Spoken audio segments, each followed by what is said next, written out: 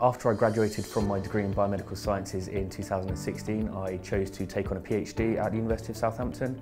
I chose to stay on at Southampton because of the exposure that I had during my undergraduate project. I made good friends and a good rapport with some of the postgraduate researchers here, and I realised how much of a engaging and social environment it was to work in. So it was my final year of my undergraduate degree that I really kind of worked out what I wanted to do with my life. I wanted to do medicine before that, and then after taking my MCAT test, I realised I wasn't actually quite into doing medicine, and I decided I wanted to stay within the research route. So decided to undertake my PhD in molecular neurosciences here, with the aim of continuing research either in the pharmaceutical industry or within academic research.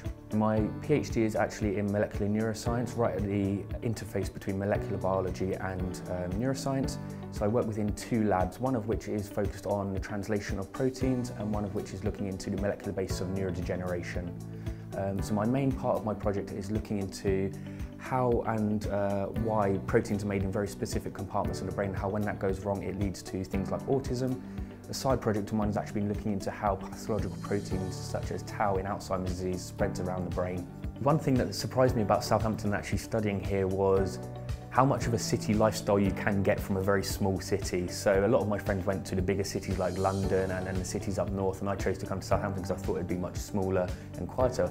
But it was actually really interesting how much of a diversity you have between the small areas and the bigger areas and the lifestyle you can live in such a small city.